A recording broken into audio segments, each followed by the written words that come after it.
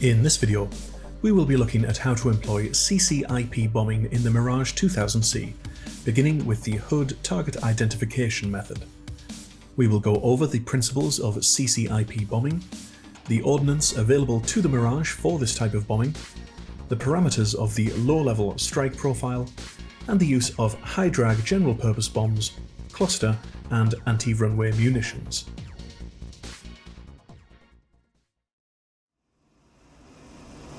Hello fellow virtual aviators, we are back in the practical and pernicious Mirage 2000C, and today we are continuing to look at striking targets with bombs, but today we are going to focus on high-drag bombs.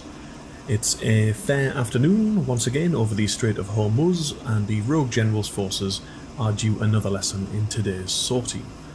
Our targets in this situation call on us to use some of our high-drag bomb options, including retarded general-purpose bombs, cluster munitions, and anti-runway weapons.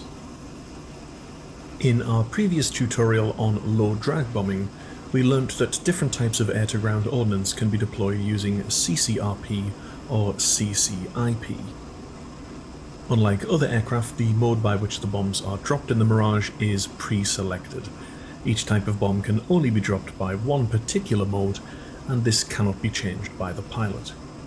This is part of the French Air Force's military doctrine and based on the expectations of the Mirage 2000C's secondary strike role.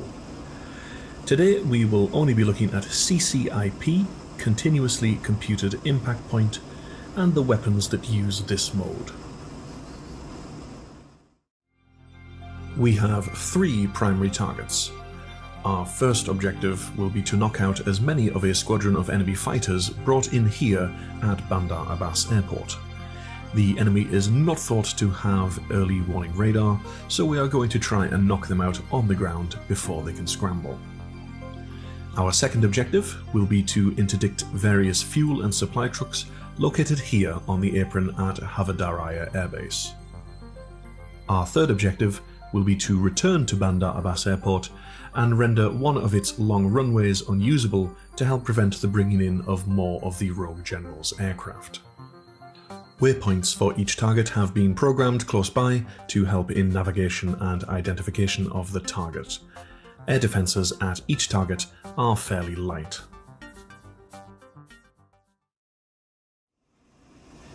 Each of these targets calls for the deployment of a particular weapon, each of which are delivered by CCIP in the Mirage 2000C. If you are familiar with CCIP delivery, feel free to skip the next section, but first, a short presentation on some important concepts.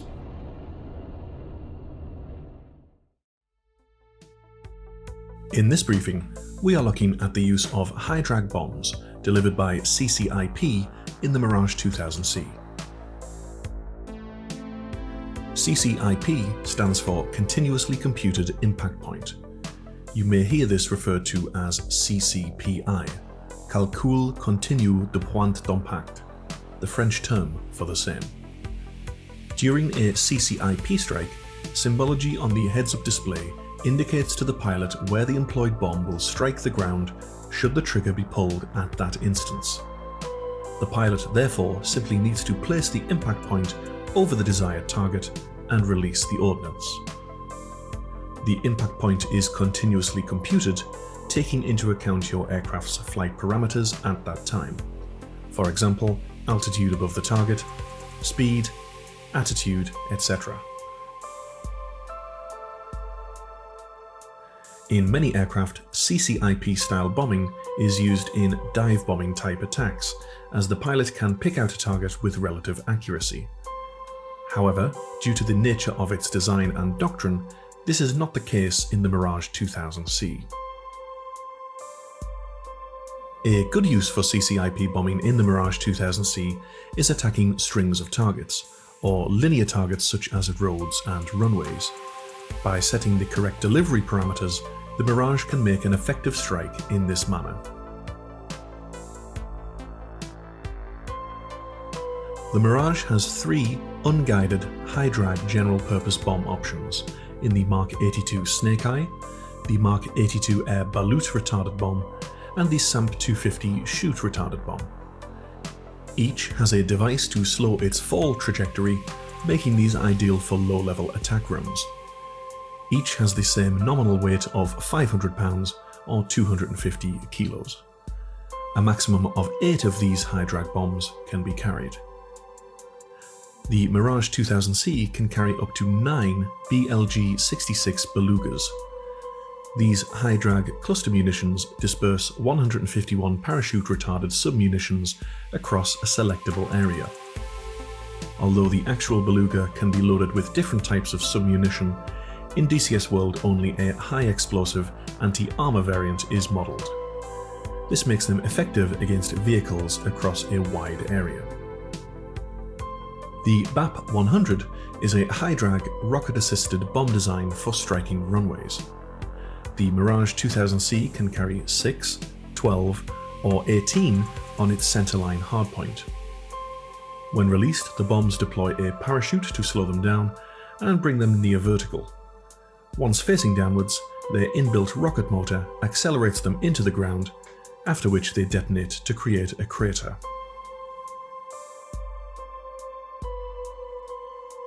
To employ CCIP in the Mirage 2000C, symbology comprises a hexagonal reticle and a bomb fall line, conjoined with the velocity vector or flight path marker. The reticle shows the CCIP, or point of impact. For this type of bombing to be effective, the flight path marker must be kept within a release domain bracket, which is displayed to the left. The target is placed under the bomb fall line. As the Mirage overflies the target, the pilot must maintain flight parameters in such a way as to keep the flight path marker within the bracket. When the target is below the CCIP reticle, the trigger is depressed to release the bomb. At this time, a release bar Q will appear below the flight path marker and move upwards. The bomb actually leaves the aircraft when the line passes over the marker. The trigger should only be released after the release bar has passed over the flight path marker and then subsequently disappeared. If your delivery parameters are set to release a salvo of bombs with separation, a gap in the bomb fall line will indicate where the final bomb in the salvo will impact. This will help you gauge your attack.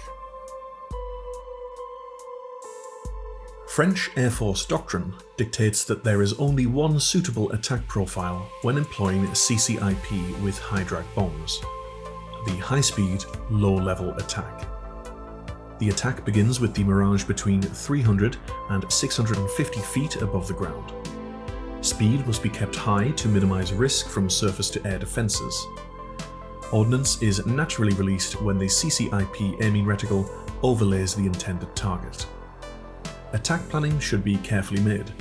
Consider from which bearing you will attack to make identification of your target as easy as possible, whilst also avoiding ground fire. Thank you for listening. Now let's see how CCIP bombing is conducted in our beloved Mirage 2000C.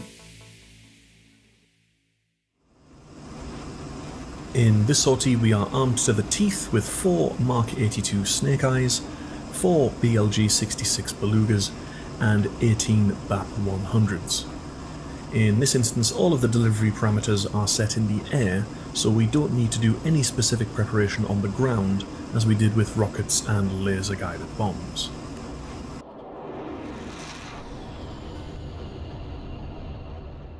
Okay, our first targets for today are the enemy squadron of F-5 Tiger IIs based at Bandar Abbas. Our embedded intelligence operative, codename Benchpress, has told us that the aircraft are conveniently located in the open on the apron, and their foolish crew have parked them in 2 very nice straight lines, close to one another, which present a very tempting target for a high-drag bomb run, so we will utilise our Mark 82 Snake Eyes. To select the bombs, make sure the C&M switch on the throttle is set to the neutral position as normal. Ensure that we have the master arm switch in the upward arm position, and our bombs are selected with BF2, Bomb Freinay 2, the French term for a high drag bomb.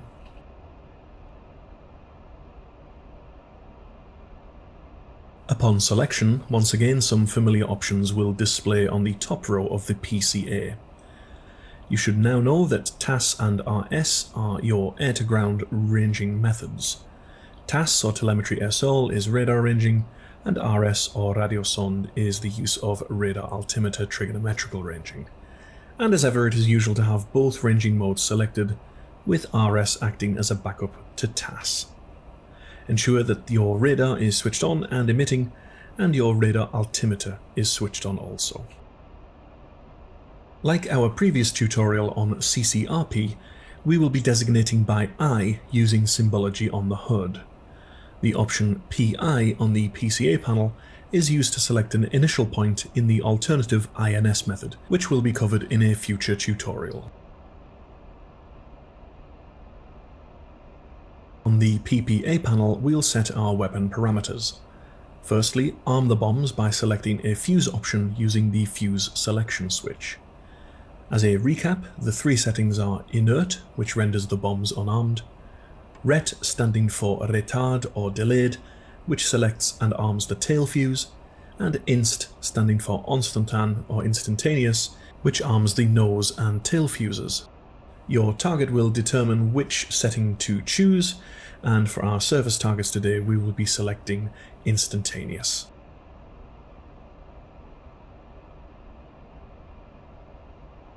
Our targets are presented to us in a straight line, approximately 400 meters long, which can be determined from the F10 map. We are therefore going to drop all 4 bombs in a salvo, with a separation of 100 meters in an attempt to gain full coverage. With the salvo quantity switch, we will select 4. Remember that at least 1 bomb must be selected, otherwise bomb release will be inhibited. With the bomb interval switch, we will select 10. Remember that the separation of the bombs is quoted in tens of meters, so 10 reads as 100 meters between each bomb. With our weapons now selected and their delivery parameters chosen, as with other strike weaponry, to access the relevant air-to-ground submode to display the correct symbology on the HUD, we press the Weapon System Command switch forward on the HOTAS. This places us into air-to-ground selected mode, and we can see the symbology now displayed on the heads-up display. Our chosen weapon, BF or high drag bombs, is now displayed together with our accelerometer to show our G loading. This reticle with a central aiming dot represents the CCIP, or the impact point. This shows where our first bomb will impact given our current flight parameters. Just like CCRP, if the indication wings are missing from the CCIP reticle, check that the master arm switch is set to arm, the fuse arming switch is not set to inert, and that the bomb quantity is not set to 0.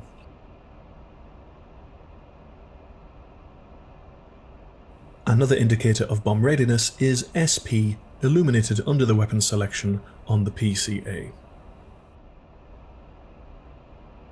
The only other time the indication wings may be missing is if your current G loading is less than 0.5 G, and as discussed in our previous tutorial, this is to prevent your bombs from striking your own aircraft upon release. We can also see our attack profile release domain bracket displayed, showing the appropriate altitude limits. We should aim to keep the flight path marker within this bracket during our attack. The gap in the bomb fall line shows the impact point of the final bomb in the salvo, and from this we can interpret the length of our bomb run.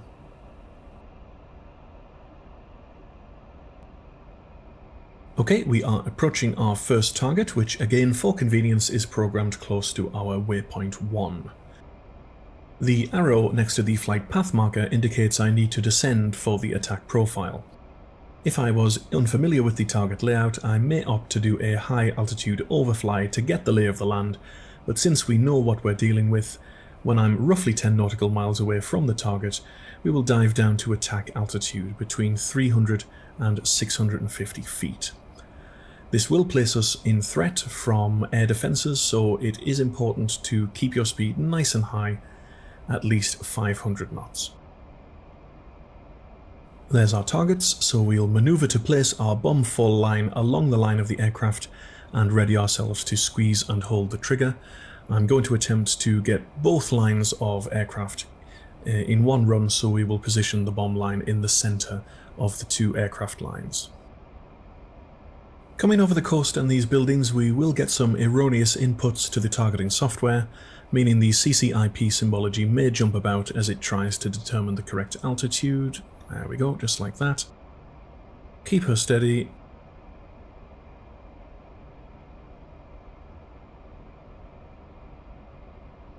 Squeeze the trigger and release the trigger.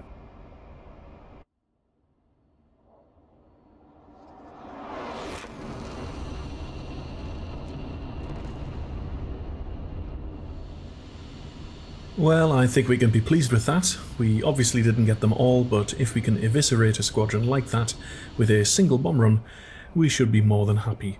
We could come back around and knock out any remaining aircraft with our cannons.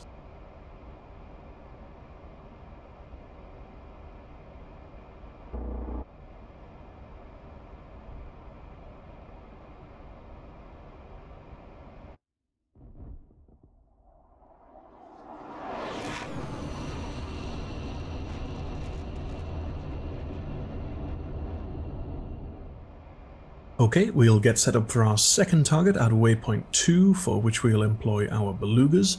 So we'll advance our waypoint and let's select the weapon on the PCA with the option BF6. We have 4 Belugas loaded, which we can see on Store's visualization, and we are going to drop all 4 with a separation of 50 meters.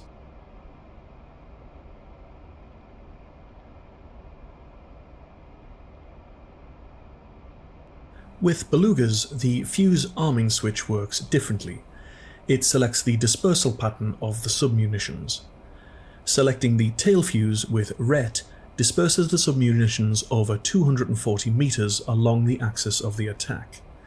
Selecting the nose fuse with INST disperses them over a shorter pattern of 120 meters for a more concentrated attack. So we will select the concentrated pattern for today. All the attack profile parameters and symbology remains the same, so we are approaching our target. Try to keep the flight path marker close to the horizon line once you have established the correct altitude. We are going to perform some slight jinking maneuvers just to distract the surface-to-air defences. I can see the target vehicles, and in my experience, Belugas land long, so I'm going to depress the trigger slightly before the CCIP marker is over the target, and pickle.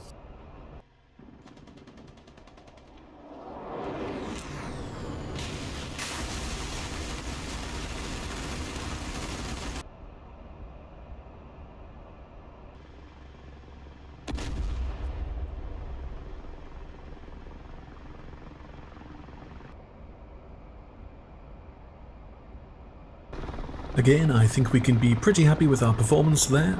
Analysing the result, we can see that we attacked the apron diagonally and the vehicles closest to my point of ingress have survived, so perhaps it would have been better to release the Belugas slightly earlier. Experiment with them to find the sweet spot for yourself.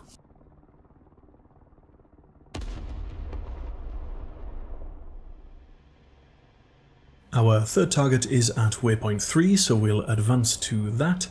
And this is our runway strike, for which we are going to use our BAP 100s, coded as BF8 on the PCA panel.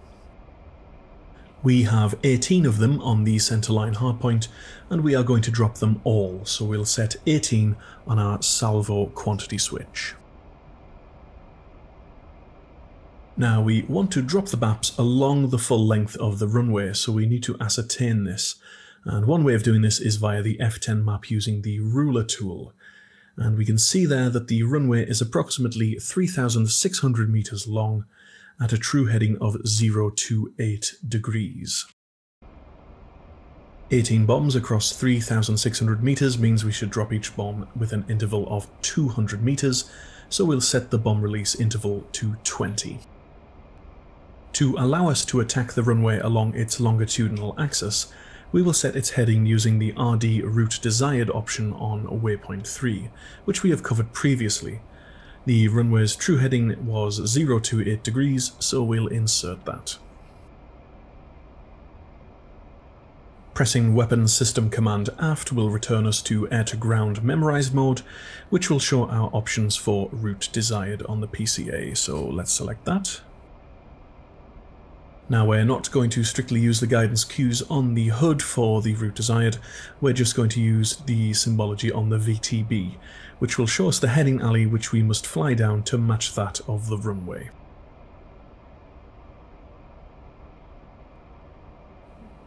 Okay, 10 miles to go and slightly low. We'll watch for the route desired cue to shift over to the right. And there it goes. So let's steer in, and this should place me on the correct true heading of the runway.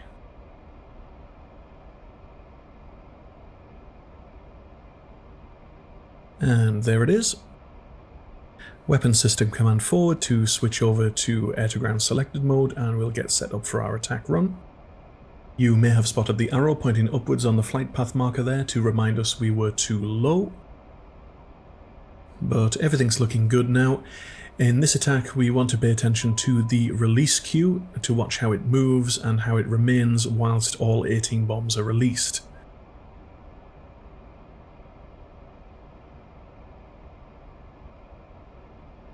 Pickle. The release cue remains visible, so we need to keep the trigger pulled down whilst we release all 18 BAP 100s.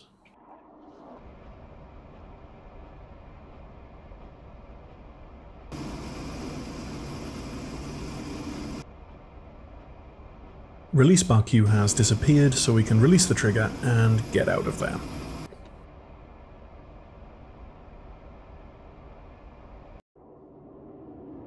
And that is one disabled runway.